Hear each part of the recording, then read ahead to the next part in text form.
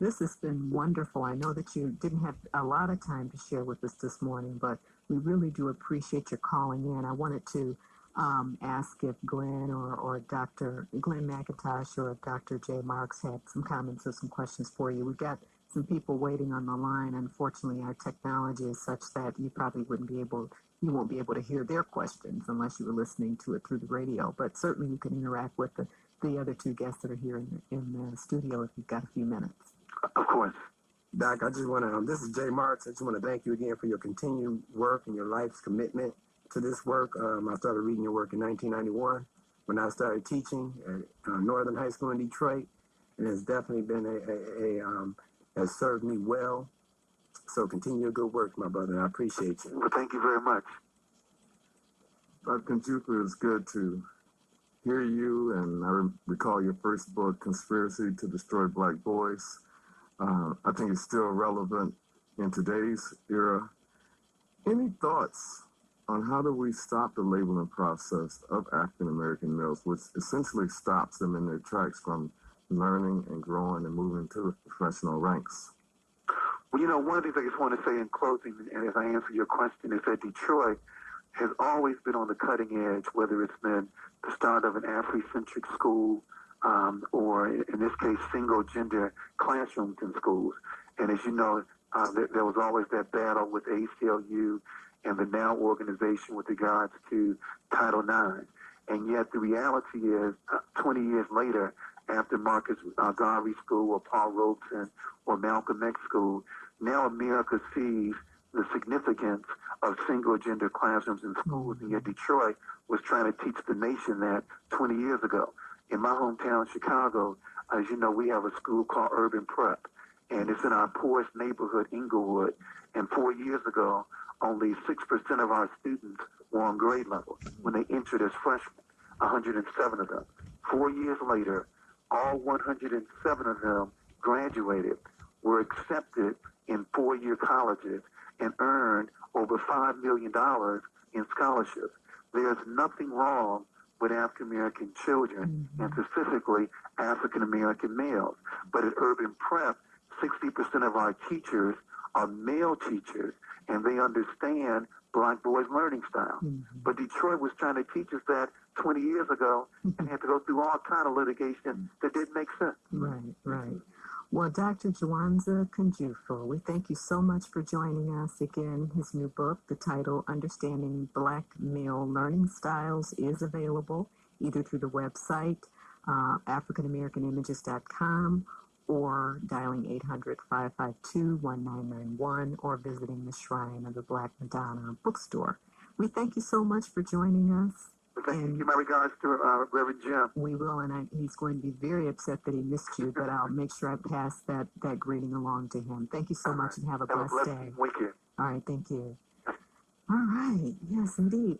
Glenn McIntosh, I want you to share with us quickly what you're going to be doing on Monday, and then I want to try to get these last three callers in. So, as I mentioned earlier, I'll be the keynote speaker for the 24th annual Dr. Martin Luther King celebration of Macomb County.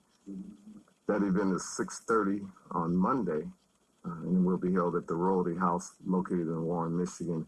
And my task is to talk about how do we carry the torch. As we know, Dr. King talked about his dream and some of the things that we have to do and the tenets that we must stand on. And so I will be addressing the issue of how do we take the torch and run with it up the mountain.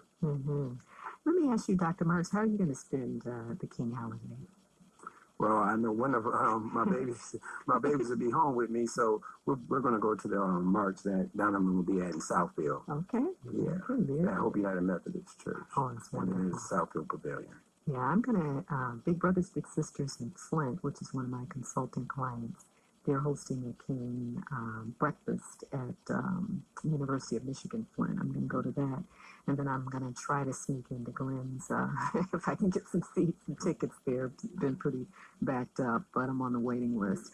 I believe, is Melvin calling back? Okay, Melvin, quickly, we want to try to get you in. What's your question or comment? I have a quick question for Dr. Marks. Dr. Marks, can you quickly comment on the transition between a mentee and a mentor, and also if both of those classifications should last a lifetime. I'll hang up and listen. Thank you. Absolutely, Melvin. That's a life commitment. As a matter of fact, one of my former students who was a mentee of mine, probably, I think, graduated 2 or 3 years ago. He's currently a mentor in the program that he was a mentee in 2 or 3 years ago. And it's a blessing. But it's a commitment that this young man, his name is Daryl, that Daryl made to himself, to the young man in the program who came under him, as well as to his community. I've been a mentee, and I'm still a mentee to several men who've guided and supported me as I transitioned into manhood myself. And again, I'm 43 years old. My dad being my main mentor. But it's really about, not just going through the program, but having a connection, having a consciousness about your commitment to the community.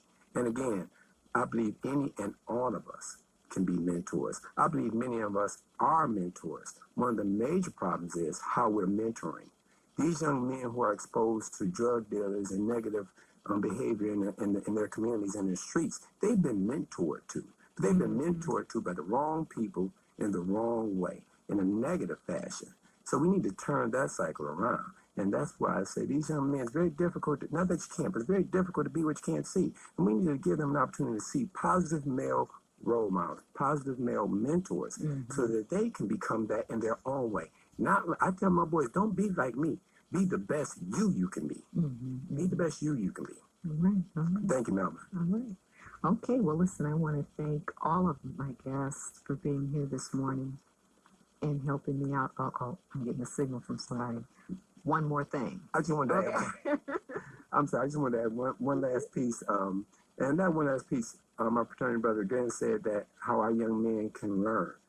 And I agree with him wholeheartedly. I want to add one piece. They can learn at high levels, high intellectual levels. And Donovan is just one example of that. They can learn at high intellectual levels. So that I'm saying that to implore all of my colleagues and my peers in the teaching profession, as well as our parents. Our Black boys can learn at high intellectual levels. And I'm sure you see that at the university. Oh, that's correct. The standard expectation, when it's raised for anyone, they rise to the occasion. But when you talk about mentoring and learning, it has to be intentional, intrusive, systematic, engaging, and we have to have an accountability structure. And we see that with our athletic programs. Young men who come from some of the worst impoverished areas. Absolutely. They go to major universities. Absolutely. And they make it in that program for 4 years because they found their motive. That's beautiful. Absolutely. Again, I want to thank you all so very much for sitting in. I want to thank Daryl Jennings, who's produced the show today.